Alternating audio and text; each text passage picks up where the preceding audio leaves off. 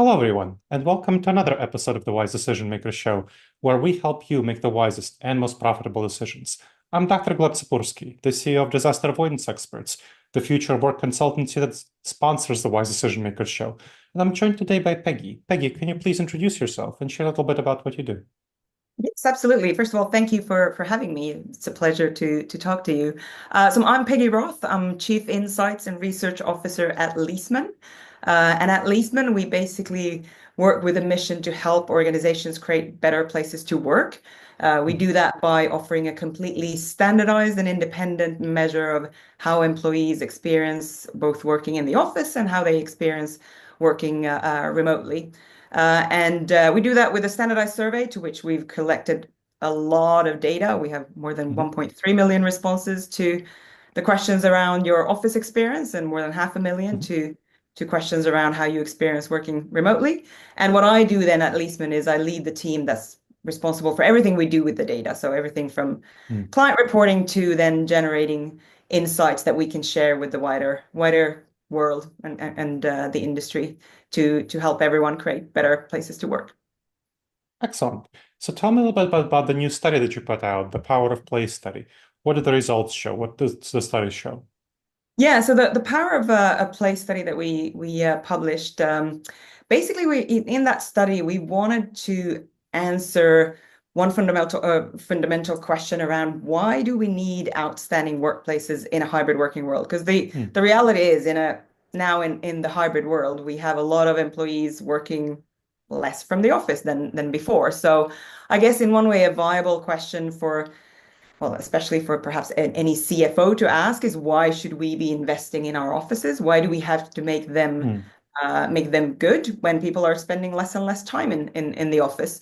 So that's the first question we wanted to answer. Like, why do we still need to create the best possible offices to our employees? And then on the Mhm. other hand, we looked at our data also to look at how do you do that when you've identified Mm. this is what we need to do?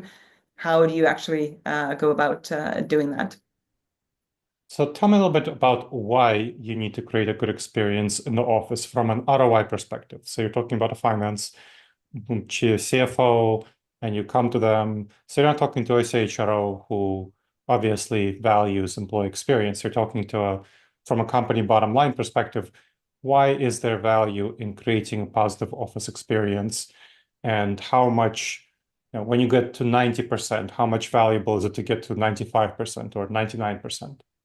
Yeah, I mean, so in this study, what we did was we looked at, or we did a comparison between really outstanding workplaces that Mhm. have achieved a Leesman Plus certification. So basically, they when they've done the survey, the results have shown that they offer really outstanding experiences to their employees, and we Mhm. compared those to just average offices. So the ones that are actually fairly okay.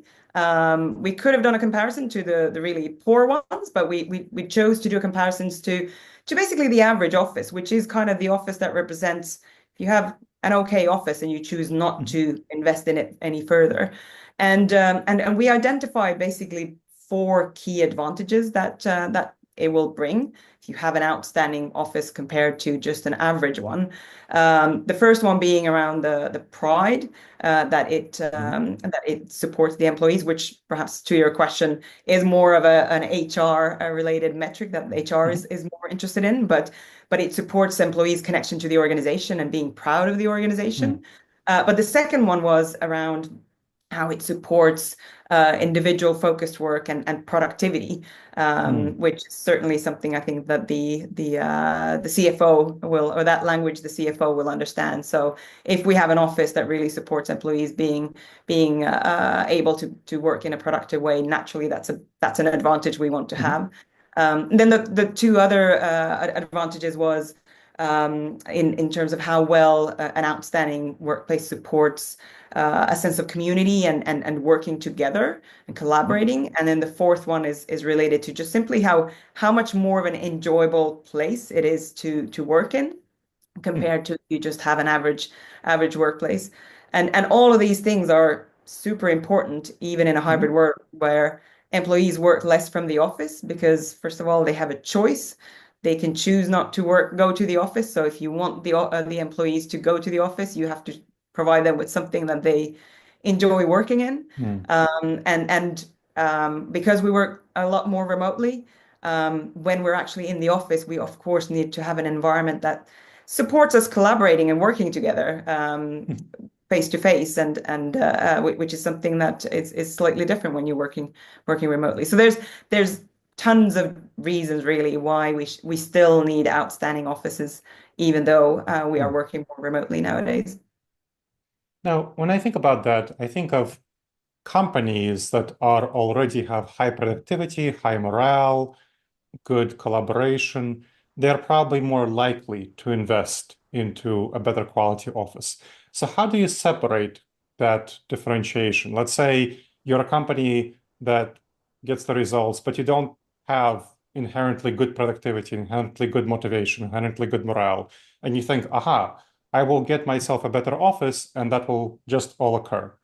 But to what extent, in reality, is it that companies that are already have high pride have good offices? Like, were you able to control for these factors and then just separate out the elements associated with a good office?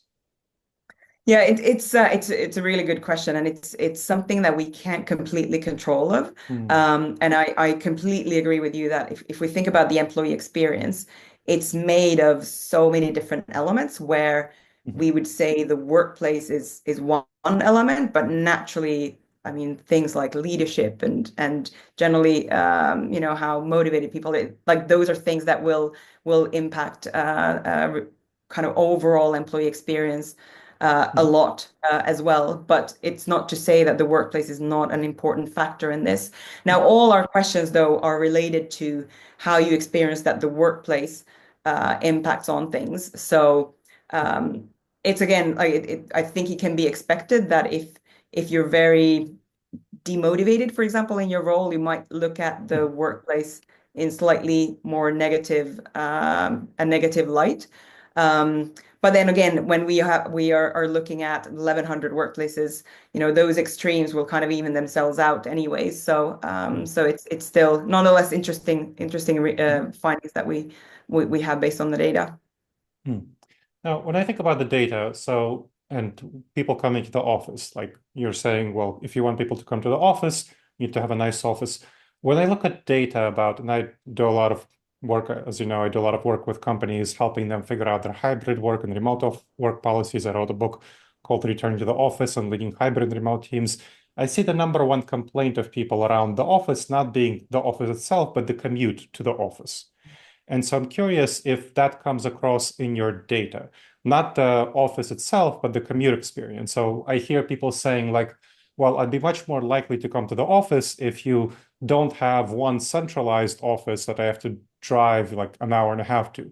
But maybe you can create like a flex office space where me and some colleagues can get together that only takes me 15 minutes to get there. And so you don't have as nice of an office experience because you don't know it. It's a flex office space, but it takes you 15 minutes to commute there instead of 90 minutes to commute. So do you think about those trade-offs between investing into the office space experience itself, that's going to be one nice centralized office, or investing into more flex office spaces to which people can more easily commute? I think I completely agree with you, and the commute is extremely important. We've seen that in other studies that we've done around hybrid working as Mm. well, where I mean, commute is definitely one of the factors that people take into consideration. Mm. Do I go to the office or not? Um, and because of that, I mean, something we said in the study as well is that so investing in your workplaces and creating a better environment, it does not necessarily mean people are going to go there more often because there are Mm. so many other things that have an impact on that as well. But what it does Mm. mean is that when people go back to the office or when they are in the office, be that 1 day a week for someone, 3 days a week for someone else, maybe once a month for someone else, they will have a better experience. So it's not necessarily, and that's something we said in the study as well. We should stop shifting or having the focus on how do we get people back, but instead I'll actually focus on how do we ensure that everyone has an outstanding experience when they are there, Mm. regardless of how often that is, because that's the way you can create the office so that it really supports the hybrid puzzle for each and every employee. Now, then we Mm. have to remember all employees are different. So for some, the commute is not an issue. For some people who live a lot further away, it might be a bigger thing. In this other study that we worked on as well, we asked, for example, how do you look at the commute? And even though we saw the biggest proportion saying that they see it as something stressful and it's a waste of time, Mm. we had, I think, still over 30% who said that it's just a time to reflect. So it Mm. just shows that we are all very, very different, and therefore, what we should do is create different options for employees. And what you mentioned, having locations that employees can go if they have a long commute, so that they can perhaps utilize the benefits of an office somewhere closer to them. I think that for some organizations, for some employees, that's a great idea. Mm. Now, let's talk about if you do want to create a nice office. So you mentioned yourself just now that employees are different. And whenever I do focus groups with employees, different demographics tell me different things. Like working parents place a high value, especially working moms, on having childcare available in the office. Or some people who have often working parents, but also people who are younger, who have a lot of roommates, place a lot of value on having separate individualized workspaces in the office that are quiet. Whereas others tell me that really they're only coming to the office for collaboration and they only want to be there for a meeting. So you should make it all collaborative space. And they don't care if you have hoteling and because they don't really they don't really work much at the office. Maybe they'll come and hoteling is fine for them. So looking at the different demographics that have different needs, what do you see as a priority in terms of the ROI for for companies to invest into in their offices? I think it's in one way, it's a simple answer, but it's a very difficult one. It's variety. So our data keeps showing that offering a Mhm. variety of different types of workspace, different types of work settings, variety of services as well. That's what basically leads to outstanding experience. Now, it's a simple answer, but the difficulty is, what does that variety look like? Well, it's going to Mhm. look different for different demographics, different for different organizations, different functions within an organization. But if you offer variety, then you basically enable the employee themselves to choose what they use, and and Mhm. uh, and make sure that whatever they need in that moment, depending on whatever task they're about to undertake, or even the mood that they're in that moment, they can choose a setting that is most suitable for that. So Mhm. that's the number one key thing that also we saw in our study, that those workplaces where you had high satisfaction with variety, basically you then had high satisfaction with everything else. So it's almost like, perhaps simplistically said, but if you get variety right, you almost Mhm. cannot fail. But the big challenge for all organizations out there is to understand your employees, understand your demographics, and understand what the right variety is for them. I mean, we were working with global organizations, and even though they're rolling out um, kind of standardized concepts, what the Mhm. variety of space looks like in that concept in different locations still differs because of local needs and variations. So, yeah, I'd say if I had to sum it up in one word, it's variety. Mhm. Yeah, so I find that interesting. When, like, for example, when I was working with Microsoft and when I went to their offices, that's a great office. They have tons of variety. It's beautiful, like their executive campus, their office space, that's wonderful. They have everything they can want. Google has everything they can want. But most companies are not able to afford that variety. So for most companies, when I work with them, we do something like, well, if you're coming to the office frequently, we're going to give you a private space. If you're not coming to the office frequently, you're going to have a hoteling space or something like that. And if you're a working parent, but if you therefore spend more time working from home, and we'll fund some upgrades for your home office, have it soundproofed, maybe give you a standing desk. So kind of in terms of ROI, obviously most organizations can't invest in the kind of variety that Microsoft or Google or Nvidia are going to be able to afford. So when you're thinking about as an organization, so not from a wealth and luxury perspective, but from a financial perspective, you're investing, like what should you choose to prioritize or what should be your decision tree when you're thinking about that? Like that's a conversation I often have with CFOs who when I tell them, it's certainly nice to have everything for all people, but they can't afford it. Yeah, no, I mean, and certainly not like everything for all people. You have to take into consideration that even if you have your own desk and then you would have variety in addition to that, then something is always empty, essentially. But I would Mhm. almost challenge that variety doesn't have to be expensive necessarily. So we Mm. see organizations that we work with, we even see public sector organizations that have created unassigned workplaces with good variety that are scoring Mhm. really, really well. So, I think we can assume that the public sector doesn't necessarily have the budgets similar to the Microsofts, Mm. for example. So it doesn't necessarily have to be expensive, but if we go into concretely, like what do you need to I guess prioritize? First of all, individual focused work is the hygiene factor of work. That's something our data has we've seen in the data multiple times that you like everyone does individual focused work. And so that's something you have to support in one way or the Mhm. other. Now, because of hybrid work, we do quite a lot of focused work at home. However, Mhm. not everyone has a place at home to do it properly. And also, if we go to the office for meetings or so, chances are we still need to do some focused work in between our meetings and Mhm. collaborations. So that's number one. You have to support that in some way. And then, of course, and also, sorry, just about individual focused work, we have to remember that there's different types of it. There's the snorkeling kind where you just put your head down and you Mm. focus on something, and if you get interrupted, that's fine because you can then continue on where you were interrupted. But then there's the deep dive kind as well, where if you get interrupted, you have to go all the way back to the surface, Mm. and then for you to deep dive back into what you were doing, it takes a long time. So Mhm. those might be two different types of environments that you need to provide depending on Mm. what's the focused work that your employees are doing. Then you want to, of course, support collaboration and working together in some ways. Um, Naturally now with hybrid, chances are that people are going to be on calls even when they're in the office. So you need to have environments for that as well. That goes very much hand in hand with individual work as well, because if you're not offering places for people to do their calls, then they are likely to do the calls where other people might sit and try to do focused work.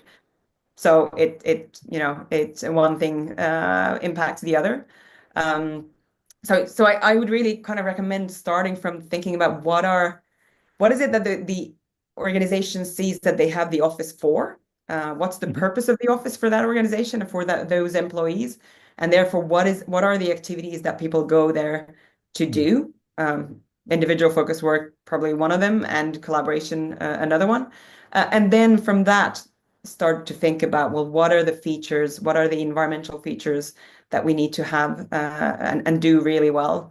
But it all starts from an understanding of the employees and what they do and what they need. Excellent. Now, as we're finishing up and you're thinking about the future of where this office space is heading, what do you think will be the office space of the future? What do you predict? I think it's certainly something that has variety, the right kind of variety. I think Mm. it's something where we definitely don't go back to every day like there's no going back Mm. to the pre-pandemic way of working. So I think we're going to find some sort of balance of how we hopefully maximize the experience with uh, using the home, using other locations, third spaces, other places to work, and then where the office is an important piece of the hybrid work infrastructure. But I think it's to a large extent, I think it is something that offers a lot of variety. Our data is suggesting that we are certainly heading towards a future where fewer and fewer people have their own designated workstation. Mm. Um, but that's replaced with variety, which then provides them with an opportunity to really utilize the best settings for each activity that they do. Excellent. Thank you so much for sharing your expertise, Peggy. This was very helpful. Thank you. Thanks for having me. And thank you to the audience for checking out another episode of the Wise Decision Maker Show. Please make sure to subscribe wherever you checked out the show and leave a review. It helps others discover the show and helps us improve the show.